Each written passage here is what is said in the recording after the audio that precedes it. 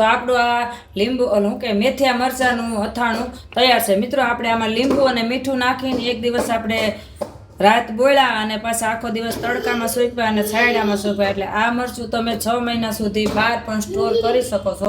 જય શ્રી કૃષ્ણ મિત્રો। આજે આપણે બનાવશું મેથીયા મરચાં। લાલ મરચાં અત્યારે સિઝન ચાલુ છે મરચાંની, તો આપણે મેથીયા મરચાં બનાવશું। તો આપણે આને પહેલાં 2-3 પાણીએ સરસ રીતે ધોઈ નાખ્યા છે અને ડીટા પણ આપણે કાપી નાખ્યા છે। હવે આપણે એને કાપી લઈશું। તો આખા કરવા હોય તો આમ કાપા પાડી અને અંદર મેથી ભરીને કરવા, પણ અમારે આ ચીરીના બનાવવા છે એટલે આપણે આવી રીતના કાપી નાખશું। આ મરચાં થોડાક મીઠા લાગે, ગળા તીખા ઓછા લાગે, એટલા માટે આપણે ખાલી બિયા જ કાઢીશું, આની નસ હોય એ એમને રહેવા દઈશું। તો આપણે આ મરચાં હવે સરસ રીતે આપણા મરચાં કપાઈ ગયા છે। હવે આપણે 2 નાની સાઈઝના લીંબુ લીધા છે, એને પણ આપણે કાપી લઈશું। એમાં આપણે 2 ચમચી નાની મીઠું ઉમેરીશું, 1 ચમચી 1.5 ચમચી જેવી હળદર ઉમેરીશું। પછી આપણે આ લીંબુ કાપ્યા છે એનો આપણે રસ ઉમેરી દઈશું અને મિક્સ કરી દઈશું।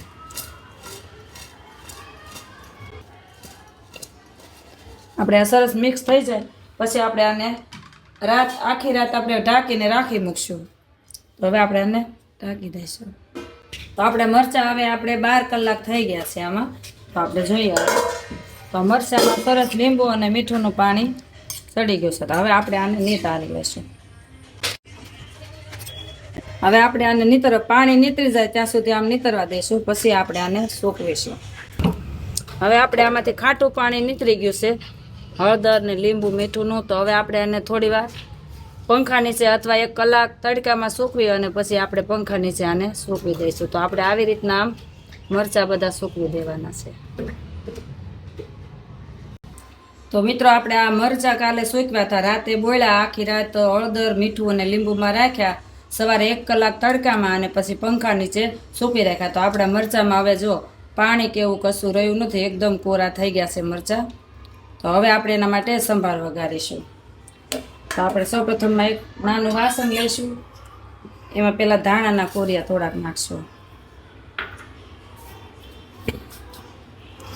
પછી આપણે 100 ગ્રામ મેથીના કોરિયા લીધા છે, તમને સંભાર ભાવતો હોય એ પ્રમાણે વધઘટ લઈ શકો છો। તો આપણે 100 ગ્રામ આ મેથીના કોરિયા લીધા છે। 1 ચમચી જેવો આપણે મરીનો ભૂકો લીધો છે, અધકચરા મરી વાટી લીધા છે ચમચી। પછી આપણે લીંબુ અને મીઠું નાખ્યું છે મરચાંમાં, તો આપણે આને સ્વાદ પ્રમાણે જેટલું સંભારમાં જોઈએ એ પ્રમાણે આપણે મીઠું આપણે આમ ઉમેરી દઈશું।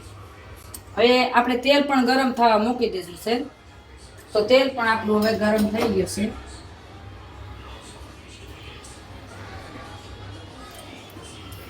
તેલ આપણે મરી નાખી અને ઉપર આવી જાય એટલે આપણું તેલ પરફેક્ટ ગરમ થઈ ગયું છે। આપણે 2 નાની ચમચી હિંગ નાખીશું। તેલ ગરમ થઈ ગયું છે, તો હવે આપણે તેલ નાખી દઈશું। હવે સંભાર વઘારે છે એટલે આપણે ઢાંકી દઈશું। હવે આપણે ગરમ છે તો આપણે 1 નાની ચમચી જેવી હળદર ઉમેરી દઈશું। હળદરની કાચી વાસ ન આવે હળદર, એટલે આપણે હળદર નાખી દીધી। હવે આપણે આને હલાવી દઈશું। આપણો આ સંભાર ઠરી ગયો છે। હવે આપણે આમાં લીંબુ નાખ્યું છે મરચાંમાં, એટલે 2 ચમચી ખાંડ નાખશું, એટલે આપણો આ સંભાર કાળો ન પડે। ગોળ નાખી શકાય પણ આપણે ખાંડ નાખીએ તો સંભાર કાળો ન પડે। અને આપણે 2 ચમચી વરિયાળી નાખશું। આપણો સંભાર મિક્સ થઈ ગયો। આ મરચાં સુકાઈ ગયા હતા, હવે આપણે આની અંદર મરચાં ઉમેરી દઈશું।